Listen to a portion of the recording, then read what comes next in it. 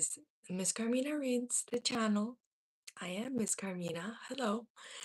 We are reading today. We're continuing to read Alice in Quantumland by Robert Gilmore, an allegory of quantum physics. All right.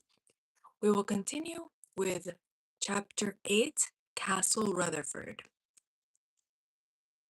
What? Cried the neutron by her side. Are you sure?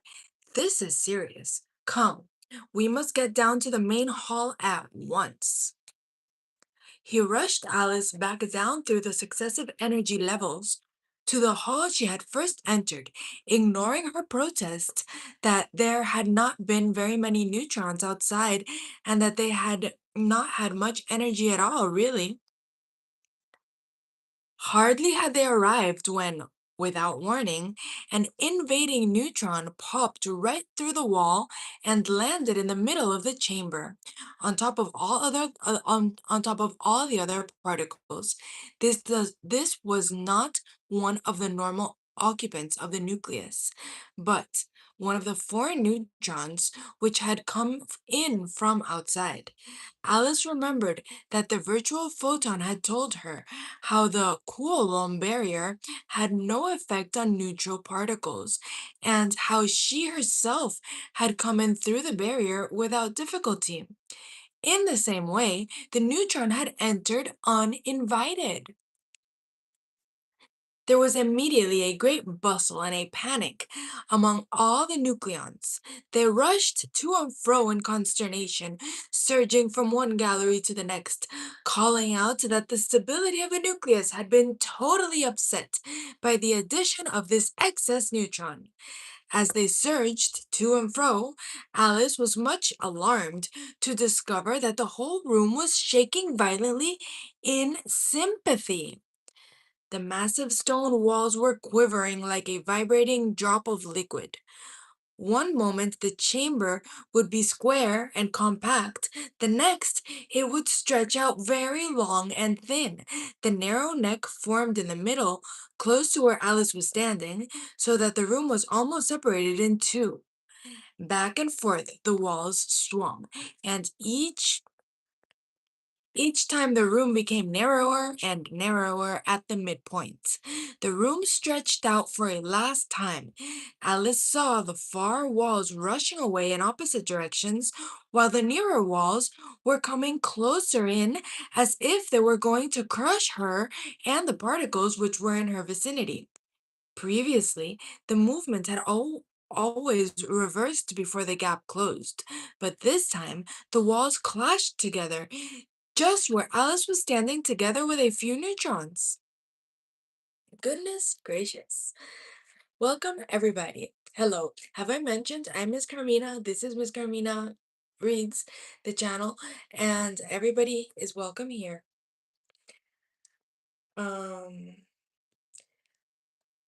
Let's read this little blurb of the bald scientist. What does he say? He's saying, the electrical potential of the nucleus gives a Coulomb barrier which repels positively charged particles. Protons of low energy are unable to pass above this barrier. They could, in principle, pass through it by barrier penetration, but the probability of this is low, as they are only passing by and have only fleeting interaction with the nucleus. Some particles in cosmic radiation have sufficient energy to overcome the barrier and can readily pass through, giving enough energy to the nucleus in passing to disrupt it completely. Neutrons do not have any electrical charge, so for them, the barrier does not exist. A neutron which happens to collide with a nucleus can pass straight through. Hi, Sonali. Hi, Binks. It's nice to have you all here. All right. When the walls had moved through her, Alice found that she was back on the plain outside of the castle. She looked back towards it and saw that the tall, dark tower was split by a fissure which ran all the way down its middle. As she watched, the castle was torn into two half towers, which slumped apart. Each one was shaking violently, its outer surface vibrating wildly like a bag full of jelly. High energy photons soared from the two castles like some dramatic fireworks display as both of them shed their surplus energy.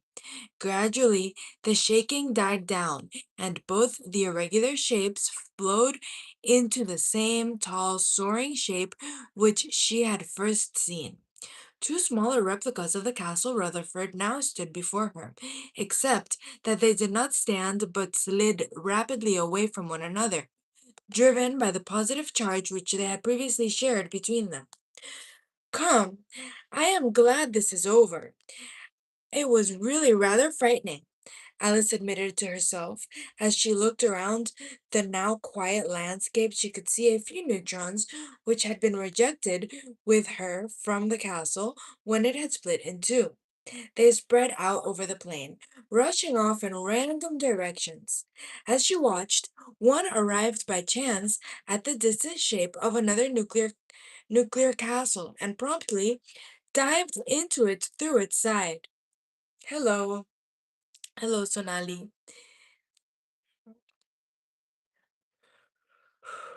Everybody, remember to give me a like, subscribe, hit the notification, send me gems, super chats, whatever you got going on.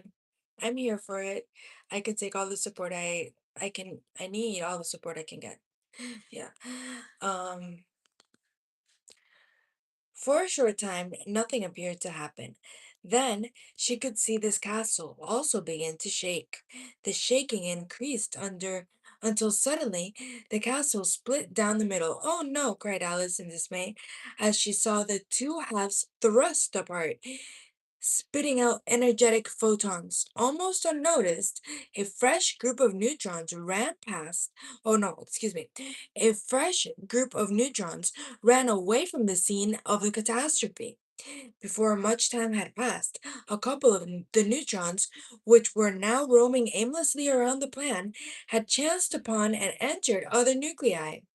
Again, the process repeated, ending once again with these nuclei splitting, more gamma photons pouring out onto the scene, and more neutrons being ejected to roam around in confusion. Again and again, the process was repeated. Soon, there were four nuclei, all in the pangs of separation. Then 10, 20, 50. All around her, Alice could see nuclear castles falling apart in fiery fission, while overhead, the scene blazed with the intense, vivid radiation of high energy photons. Wow.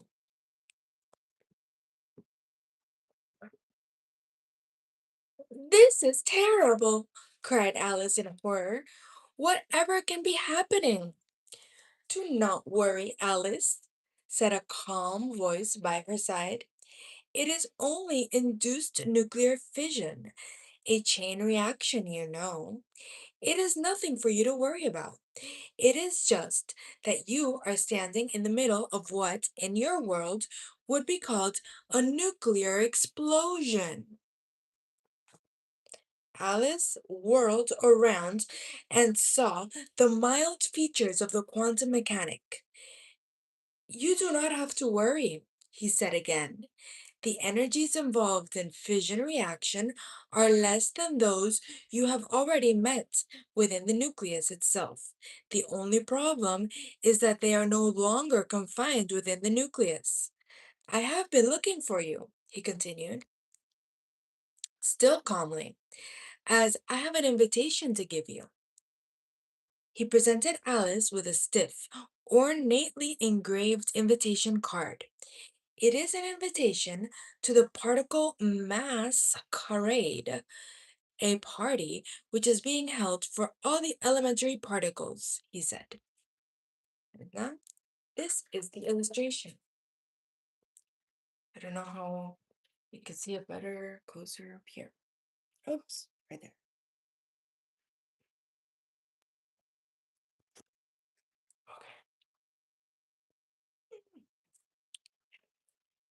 We have one more note, and then it's the next chapter. This little bald scientist says some nuclei may split into two smaller and more stable nuclei, a process known as nuclear fission. This may be caused by the addition of an extra neutron, which is not kept out by the Coulomb barrier and is the last straw for an already unstable nucleus. The fission may release several other neutrons, leading to a chain reaction.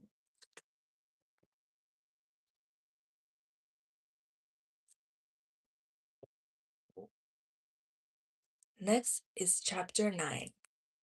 The particle mass, MASS, masquerade. The particle masquerade. Here's the illustration.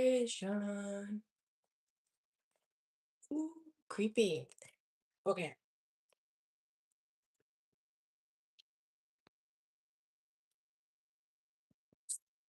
excuse me, I'm gonna drink some coffee first.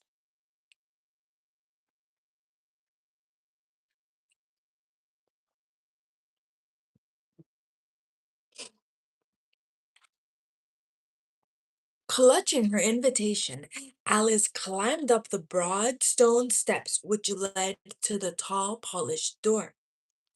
She could not remember how she had come to be there, though she remembered being given the invitation.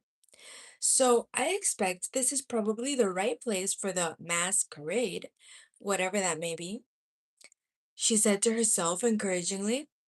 I always seem to end up somehow where people want me to be. Mm. She stopped outside the door and examined it. Its paint was very smooth and glossy, deep red in color. It had a shiny brass doorknob and an equally shiny brass knocker in the shape of a grotesque face. It was also closed and locked. Cheerful candlelight streamed from the keyhole, and Alice could hear loud music being played within. How was she to enter? The answer seemed obvious enough, so she firmly grasped the knocker and hammered loudly. Let me show you all the knocker before I continue reading. Look at it right here with the grotesque face. Let me see if we can get a closer look.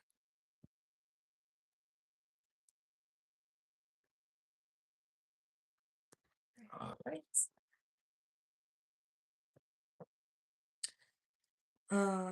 Hammered loudly. Ow! Do you mind? Exclaimed an anguished voice from close at hand, literally at hand. Hmm. Uh, in fact, Alice stared in surprise at the door to meet the furious glare of an irate door knocker. That was my nose! It exclaimed indignantly. What do you want anyway? I am really sorry, said Alice, but I thought that uh as you are a door knocker, I might use you to knock at the door. How am I to get in if I do not knock? She asked plaintively.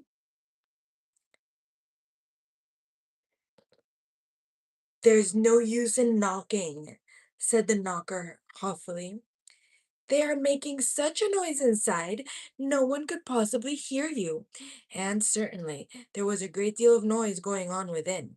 A buzz of conversation, a louder voice speaking above the rest, but still not quite audible through the door, and above it all, the sound of music. How am I to get in then? Mm, asked Alice in some frustration. Are you to get in at all? Said the knocker. That's the first question. It was, no doubt, but Alice did not like to be told so. It is really dreadful, she muttered to herself, the way everyone will argue so. Raising her voice, she addressed the knocker, though she felt a little self-conscious in talking to a door knocker at all. I have an invitation, she said, holding it up in front of his face. Uh, okay, wait, no. So I see, replied the knocker. That is an invitation to the particle masquerade, which is a function for particles only. Are you a particle? I am sure that I do not know, declared Alice. I did not think that I was, but with all the things that have happened to me, I am beginning to feel that I must be. Well, let me see if you meet the requirements, said the knocker, rather more agreeably now that its nose felt recovered. Let me just look at my notes for a moment. Alice did not see how a door knocker could keep notes, let alone look at them, but after a short pause, the knocker continued. Ah, yes, here we are. The list of specifications to define a particle.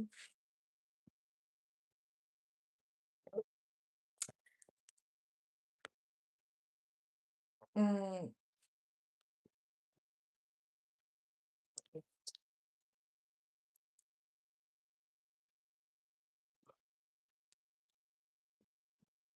excuse me. One, it read out loud. Whenever you are observed, you oh, whenever you are observed, are you invariably observed in a reasonably well-defined position?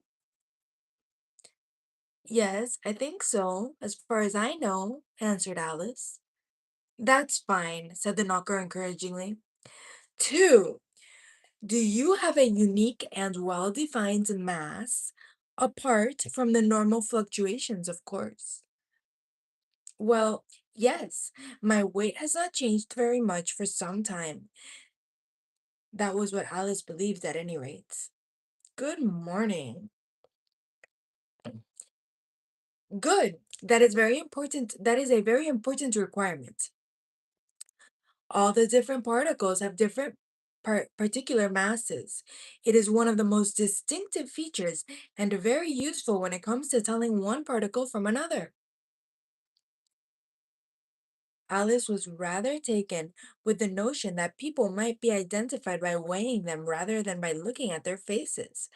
But she realized that particles did not, on the whole, have anything very definite in the way of faces. Three, are you stable? I beg your pardon, said Alice, feeling distinctly affronted. I said, are you stable?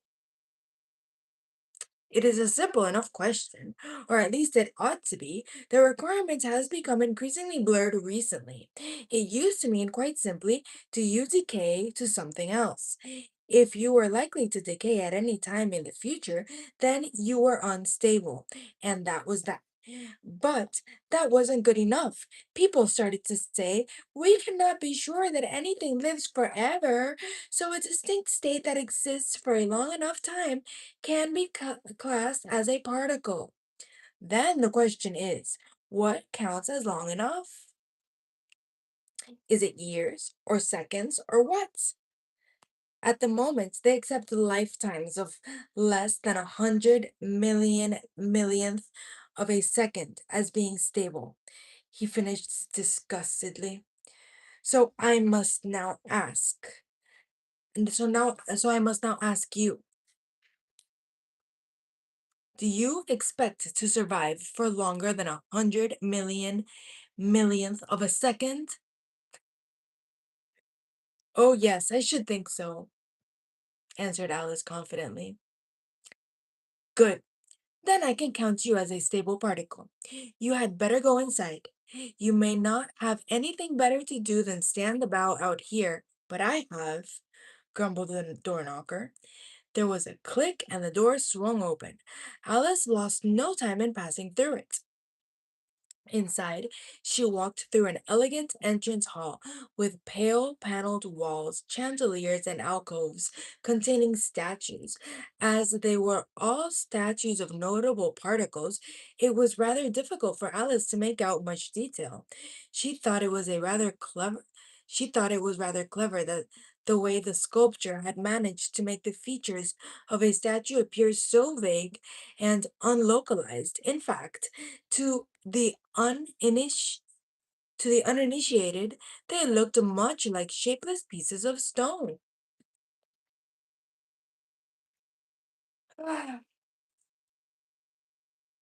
I am reading from California. Beyond the entrance, Beyond the entrance hall, Alice entered a large room, which seemed to be a main ballroom or salon. It was lit by ornamental chandeliers hanging from the ceiling, but somehow they did not give much light and the room was mostly in shadow. The shadows were made more intense by contrast with a few bright spotlights which spun around the room. One came to rest in a circle of light immediately in front of Alice. Into the center of the circle leaped a figure clad much like the Joker in a pack of cards. His ridiculously cut costume was gaily striped in red, blue, and green. On closer examination, Alice saw that it was also um striped in anti anti-red, anti-blue, and anti-green. Alice had never seen such colors before. Unfortunately, this book does not have colored illustrations, so you cannot see what these colors look like. His fantastic appearance was completed by a mask, which was set in an unbelievably wide, permanent smile. He addressed Alice. Bonsoir, mademoiselle. Ew, that was horrible. Bonsoir, mademoiselle. Guten Abend, Fräulein. Good evening, young lady. Willkommen. Bienvenue. Welcome to the masquerade. Thank you, replied Alice. But who are you and what is a masquerade? I am the master of ceremonies for this masquerade, he replied, which is the masked dance of the particles, an evening of a revelry and a revelation, an exploration of the mystery behind the mask. The particles all come here to whirl about in joyous dance, and at suitable occasions, they unmask. Your mask, if I may say so, is particularly inspired, he added. I am not wearing a mask, said Alice coldly. Ah, but can you be certain of that? We all wear masks of some sort. Why, tonight we have had two unmaskings already. Okay, look at this character. Ooh.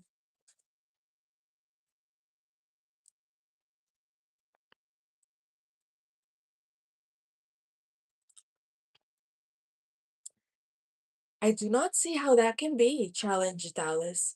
You can only unmask once. You are either wearing a mask or you are not, surely. Why, it depends how many masks you wear. Particles can wear many masks. At the beginning of the evening, we had a group of atoms, and these unmasked to reveal themselves as a crowd of electrons and a number of nuclei.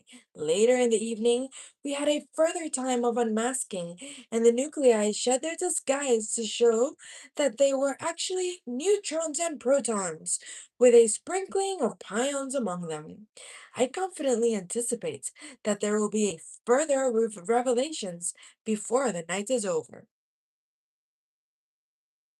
But now, he cried out in a voice suddenly loud enough to carry throughout the whole room. On with the festivities! Mesdames et messieurs, demain und Herren. Ladies and gentlemen, I pray you to step lively in a collion, in a collider dance. Collider dance. Hi, Roberts.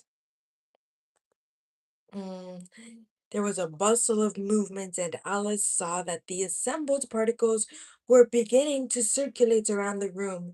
She could not truly say that they were dancing, but they were certainly going around and around. With ever increasing speed.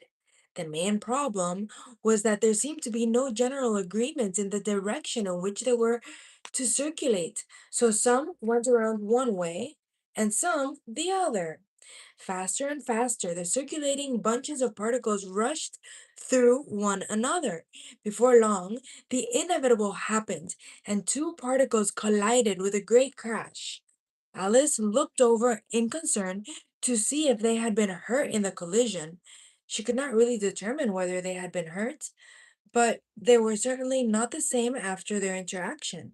She saw several small pions rush away from the collision, which she did not believe had been there before, and the colliding particles themselves were changed into something quite new.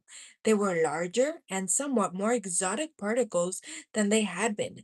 Definitely, they were not the same. Hey, Vibe Solo. He tried to call me. I don't do phone calls. But you can subscribe and you can leave me comments. I read all my comments and I love my subscribers. Hold on. Let me get myself some water.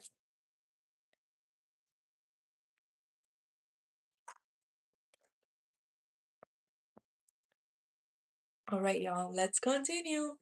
Remember, this is the beginning of chapter 9 in Alice in Quantumland. Let me see. Um, A marvelous sight, is it not? Inquired a voice by Alice's ear. It was the master of ceremonies, his grinning mask a mere arm's length away. Such a fine hadronic assembly of particle. Excuse me, y'all.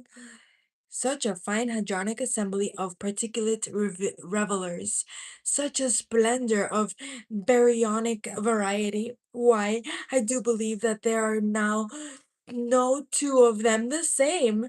Alice did not understand many of the words he had used, and felt that it was wisest not to ask about them. She wanted to know, as simply as possible, just what had been happening. Where have all these new types of particles come from? She asked. And before we turn to the next page, let's read a little blurb from the Bald Sciences. Right here. Particles may be created in collision processes, the kinetic energy of the colliding particles being converted to produce the rest mass energy of the new particles. Very many such particles were discovered and were classified in various symmetry groups, but they are now known to be different combinations of quarks, rather as atoms are combinations of electrons with protons and neutrons in the nucleus. The fermions and baryons contain three quarks, while the bosons or mesons contain a quark and an antiquark. Yes? Do we understand this, everybody? I hope one day we will. Um, and we continue. They have been created in the collisions, of course. As you saw, the particles were all circulating very quickly indeed, so they each had a large amount of kinetic energy. When they collided, this kinetic energy could be converted to rest mass energy, so that particles of higher mass could be created. In the different collisions which took place, different particles were produced. Each one has its own distinctive rest mass, which serves conveniently to identify it, though there are also other more subtle differences. I expect that by now there are no two strongly interacting particles present here which have the same mass. That is what happens at a masquerade. Hello, Sajad. Um, that is what happens at a masquerade. Once again, his voice became loud as he addressed the whole room. The dance is now finished. Please assemble in your appropriate multiplets. Appropriate multiplets. Hmm. At his request, the assembled particles began to gather together into separate little clumps, scattered around the room. Alice saw that mostly they gathered into groups of 8 particles, 6 arranged in the form of a hexagon around the outside and 2 together in the middle. A few groups contained 10 particles in a triangular layout, which had 4 of the particles spaced across its base. There you see the particles gathered into their symmetry groups. The master of ceremonies said quietly to Alice, "These groups are collections of particles which all have the same values for some property, such as spin. You can see that there is a striking irregularity in all the different groupings. This provides an indication of an underlying similarity beneath the skin, or rather, beneath the mask." Beneath the mask. You may recognize some of the members of that nearest group, he added. Alice looked at the 8 particles nearby and saw that the 2 on the edge of the 6-sided pattern were a proton and a neutron. The others, however, were unknown to her. Hey guys, give me a like so that I know you were here, okay? Show me some love. And don't forget to subscribe so we can see each other again. Um, That is a group of baryons which all have a spin of 1/2, she was told. That meant nothing to Alice, but for the moment she was quite prepared to believe it. The neutron and proton, I believe, you have already met. In the next row, you have a sigma particle, which can manifest with both positive and negative electric charge, and also with no charge at all. It consequently appears as if it were 3 different particles. In the center of the pattern, you have the lambda, which is a single particle with no charge. These are all the strange particles, he added. These are all strange particles, he added. And now we are going to the end of chapter note 1. Maybe it will tell us about strange particles. Oh my goodness, where is the end of the chapter? Where is the end of the chapter? You guys, here it is. End of chapter note 1. It says, the protons and neutrons, which inhabit the nucleus, known collectively as nucleons, are examples of strongly interacting particles, also known as hadrons. There are many other hadrons, though not all particles interact strongly. The class of particles, which are known as leptons, do not feel the strong interaction at all. Electrons belong to this class, and so are not bound inside the nucleus together with the nucleons. They are aware of the nucleus only as a positive electric charge, which holds them closely bound within the atom. Experiments in high energy physics have discovered hundreds of strongly interacting particles. This situation presents a fairly familiar scenario in physics. Whenever a class contains a very large number of members, they usually turn out to be built up as composites of something more basic. The various chemical compounds identified are all composed of atoms. There are 92 naturally occurring varieties of atoms that are stable, and they are all composed of electrons arranging in different numbers around a central nucleus. Nuclei, in turn, are composed of neutrons and protons bound by the exchange of pions. These are mentioned in the previous chapter. Now, the neutron and protons are found to be just two members of a class with hundreds of others. K, P, W, A, these are very many Greek letters, y'all. I don't know all their names, and so on. These particles have been shown all to be composed of quarks. Hey, what's up, Naveen? Uh, let's see where we left off. We still have a few more minutes.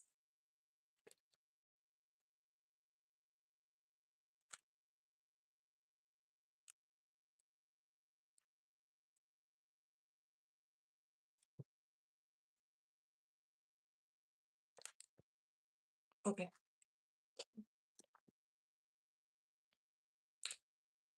They all seem very strange to me, agreed Alice, as she came over to look at them more closely.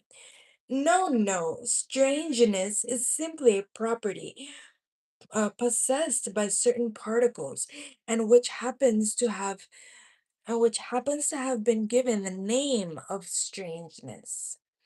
Rather like electric charge, except that it is totally different. He added unhelpfully. The remaining two particles are both the cascade. It comes in two different charge states, so there are two of it, he explained. It is doubly strange, of course. Oh, no, no, he said. It is doubly strange, of course. Of course, echoed poor Alice. And now the time is upon us. Time is upon us. He called out suddenly, speaking loudly and clearly so that his voice carried through the whole room. Now is the time for the final unmasking of the evening. Mesdames, oh, no, excuse me, Mesdames et Messieurs, dames et humains, ladies and gentlemen, I bid you all unmask. Just how it had done Just how it was done, Alice could never quite decide. But all around her, the aspect of the particles was changed. She looked at the particle nearest to her, which was the one the master of ceremonies had called the lambda. It no longer looked like a particle, but like a sort of bag within which she could see three shapes.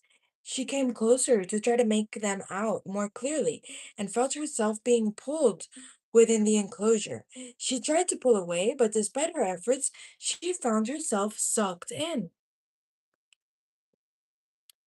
Once inside, Alice found that there was not sufficient room for her to stand. She tried kneeling down on the floor, but the container still pressed in on her so closely that she tried lying down with one elbow on the floor and another arm curled around her head. In this awkward position, she looked around and stared at the three small figures which she had dimly glimpsed from outside. Now that she could see them, she observed that they were different from any of the particles which she had uh, so far encountered. Each one was colored in a distinctive shade. One was red, one was green, and one was blue. She noted that they were attached to one another with lengths of multicolored cable of some sort. It was variously striped in the three colors, together with the three anti-colors, which she had seen on the costume of the master of ceremonies. Shh. Water break.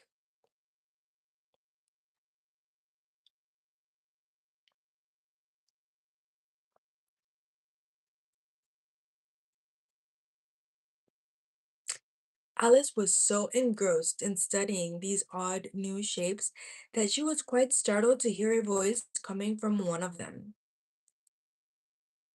If you think we are moving pictures, he said, you ought to pay. Moving pictures are not made to be looked at for nothing. No, how? Contrariwise, he added, If you think we are alive, you ought to say hello and shake hands. I am sorry, exclaimed Alice contritely as, with some difficulty, she held out her hand. She was not quite sure how it happened, but somehow she found that instead of a hand, she was holding a large rubber bulb of an old motor horn. When she pressed it, there was a loud honking noise. Well, who are you then? She asked, a little irritated by this foolery. We need no introduction, so I shall perform it. We are all the three Quirk brothers, answered the spokesperson or spokesparticle, wiggling heavy eyebrows at her. I am Uppo, this is Downo, and that is Strangio over there. Uppo was green, Downo was red, and Strangio blue. I hope you do not mind if I join you, said Alice, trying to make light of her awkward position. Why? We are not going to come apart, answered Uppo, and they all laughed uproariously. Alice was not amused. She had not found the joke very funny. In fact, on further consideration, she was not sure that she had found it at all humorous. She looked at the three brothers in irritation and was struck by the fact that now Uppo was red and Downo was green.